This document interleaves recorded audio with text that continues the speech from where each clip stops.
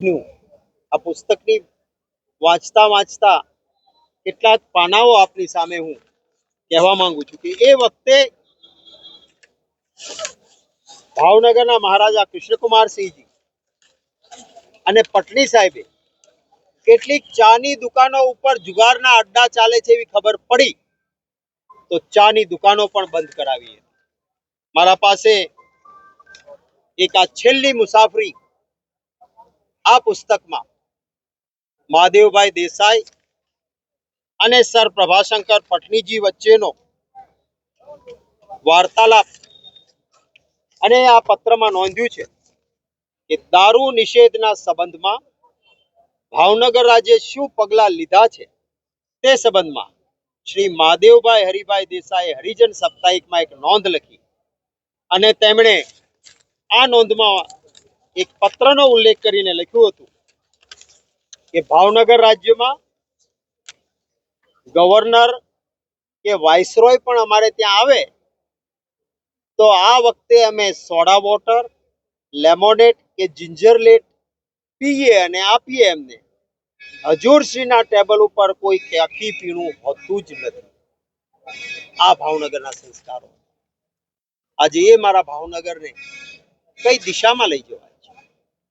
Bharatiya Janata party ચૂંટણીઓમાં આવા અસામાજિક કામ કરનાર લોકો પાસેથી હપ્તા લે છે અને હપ્તા લીધા પછી પોલીસ મારફત એને કહેવાય છે તમે તારા ધંધો ચાલુ રાખો, પણ ચૂંટણી આવે ને ત્યારે કોંગ્રેસના ઉમેદવારને ફોર્મ પાછા ખેંચાવવાના, ધમકાવવાના, મતદારોને ધમકાવવાના આ કામ આવા ગુંડાઓ પાસેથી લેવાય છે અને એટલે કોઈ આકરા પગલા એમની સામે લેવાતા નથી. હું ફરી એક માંગ કરું છું. પહેલી કે કોઈ પણ નામદાર હાઈકોર્ટના સિટિંગ જજ મારફત તપાસ થવી જોઈએ, નહીં તો આ મિશ્રણ કરનાર નાના નાનાને પકડવાથી આ અટકશે નહીં. બોટાદ વખતે પણ મારી માંગ હતી પણ ન કર્યું, નહીતર આજે આ ઘટના ન બની હોય. કઈ ફેક્ટરીમાંથી આ વસ્તુઓ નીકળે છે? પકડો ને એને. કોને પકડ્યા તમે? મિશ્રણ કરનાર તો નાનો છે, મોટો મગરમચ્છ કે આ કેમિકલ બહાર ન જવું જોઈએ કેમ આવ્યું? બહારના રાજ્યમાંથી અહીં આવ્યું તો આ સરહદ પર હતા, એને શું કર્યું?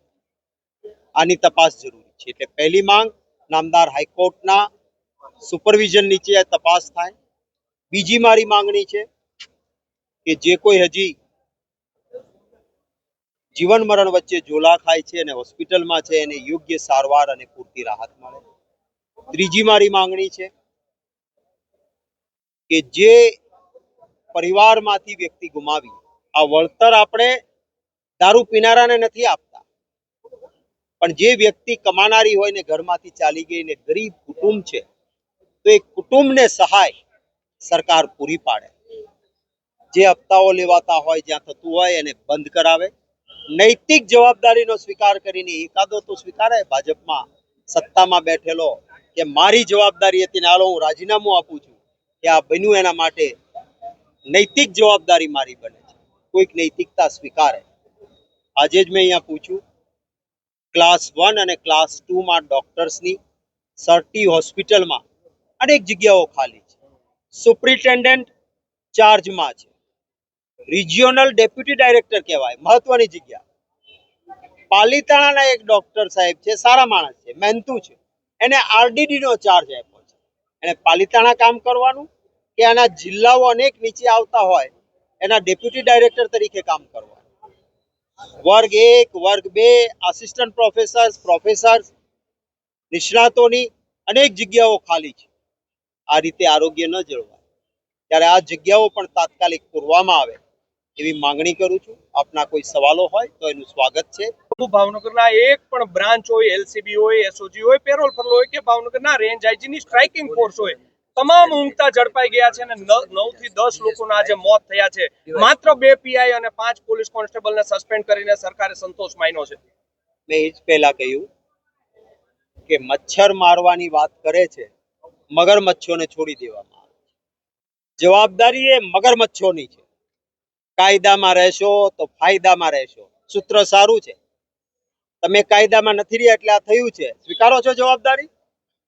એટલે આવી વાત ન હોવી જોઈએ કે નાના માણસોને કોઈ કોન્સ્ટેબલ હેડ કોન્સ્ટેબલ નું શું ગજું છે કે પોસ્ટમોર્ટમ કર્યા વગર ઉજ્જૈન સુધી ડેડ બોડી પહોંચી જાય? કોઈ ના કોન્સ્ટેબલ હેડ કોન્સ્ટેબલ આ નિર્ણય લઈ શકે? એને સસ્પેન્ડ કરવા. સરકારમાં બેઠેલા મોટા લોકોની જવાબદારી છે, સરકારે નૈતિક જવાબદારી સ્વીકારવી જોઈએ.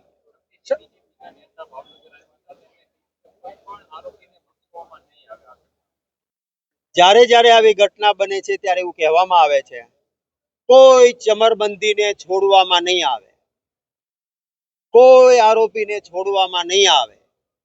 અને પછી થાય છે એવું કે છોડવામાં નહીં આવે એટલે શું કે બહાર નહીં રહેવા દેવામાં આવે, ભાજપમાં લઈ લેવામાં આવશે. અને આવા ધંધા થયા. જેને કાલ સુધી જવાબદાર હોય ગુનામાં આવે એટલે એને દબાવવાનો, કાં તો ભાજપમાં જવા દેવાનો અને કાં તો એની પાસેથી કમિટમેન્ટ લેવાનું કે તારે આ ચૂંટણી આવે એમાં કોંગ્રેસનાને દબાવવાના, ધમકાવવાના, મતદારને ધમકાવવાના, અમારી તરફેણમાં મતદાન કરવાનું, નહીં તો જો આ કેસ ઉભો છે અંદર. એટલે આ રાજકીય ઉપયોગના કારણે ગુંડાઓ ફાયવા છે.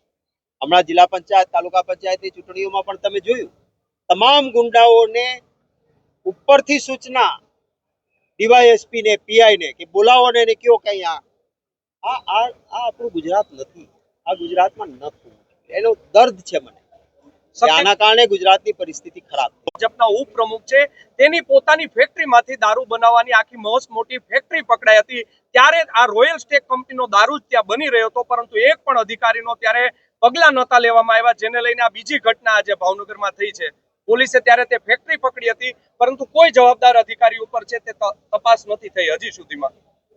કોઈ પણ મોટી આગ લાગતા પહેલા એક નાની ચિનગારી હોય છે. જો એ ચિનગારીને તમે બુઝાવી દો તો મોટી આગ ન લાગે. આવી ઘટનાઓ બને અને એમાં ભાજપના હોય, કોઈ પણ પાર્ટીના હોય કે કોઈના સગાવાલા હોય. આપણું બંધારણ કહે છે આર્ટિકલ 14, કાયદા પાસે સમાનતા. કડક હાથે એ જ વખતે કામ લીધું હોય તો ક્યારેય બીજી વખત ઘટના ના બને. પણ ભાજપના હોદ્દેદારો, એમને મદદ કરનારા, ફંડ દેનારા માટે કાયદો જુદો, બીજા માટે કાયદો જુદો.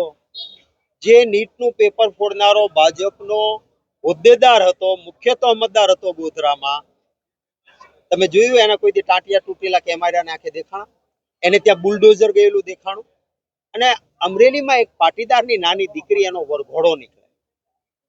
આ પ્રકારની પ્રવૃત્તિ જે છે એના કારણે જો મહુવામાં એ તમે કહો છો એમ ભાજપના હોદ્દેદારને ત્યાંથી દારૂ, ઇંગ્લિશ દારૂમાં મિલાવટ કરીને બનાવવાની ફેક્ટરી પકડાણી, ત્યારે જ તંત્ર જાગ્યું હોત. તંત્ર તો કદાચ જાગ્યું છે, ઉપરથી ફોન આવ્યો છે ગાંધીનગર, અપને વાલા હે જાને દો, અમારો છે, કઈ કરવાનું નથી. ફોમીપિઝોલ નામના ઇન્જેક્શન તે આપવામાં આવતો હોય છે, પરંતુ કરુણતા છે ભાવનગરની, 3 દિવસ સુધી ભાવનગરની સર્ટી હોસ્પિટલ પાસે આ ઇન્જેક્શન નહોતા. મુંબઈથી મંગાવવામાં ઇન્જેક્શન આવ્યા, ત્યારે હવે સારવાર તેની ચાલુ થઈ છે. 2022માં લઠ્ઠાકાંડ થયો ત્યારે પણ આ ફોમીપિઝોલ નામના ઇન્જેક્શન સર્ટી હોસ્પિટલ પાસે નહોતા. ખરા અર્થમાં સરકારી હોસ્પિટલોમાં હું પણ એક આરોગ્ય વિભાગનો મંત્રી રહી ચૂક્યો છું. 248 લાઈફ સેવિંગ ડ્રગ્સ સંપૂર્ણ મફત આપણે આપતા હતા. મર્સિડીઝમાં પેશન્ટ આવ્યો પણ લાઈફ સેવિંગ ડ્રગ્સ જોઈએ છે અને સરકારીમાં આવ્યો એને ફ્રી આપતા હતા. આજે તમે પૂછજો કે કેટલી લાઈફ સેવિંગ ડ્રગ્સ ફ્રી મળે છે. લાઈફ સેવિંગ ડ્રગ્સનો જથ્થો જળવાય એનું મિનિસ્ટર તરીકે હું મોનિટરિંગ કરતો હતો. કોઈને અડકાયું કૂતરું કરડ્યું હોય અને એનું ઇન્જેક્શન ના મળે અને એક માણસને પણ હડકવા ઉપડે તો એને પછી સારું ના કરી શકાય. હું પોતે મોનિટરિંગ કરતો હતો કે એક પણ દિવસ એની ખોટ ના પડવી જોઈએ. આજે શું પરિસ્થિતિ છે? આ વિકાસ નથી. મુઠ્ઠીભર માટે તમે માલામાલ કરાવો, સામાન્ય નાગરિકને ભગવાનના ભરોસે છોડો, એ બરાબર નહીં.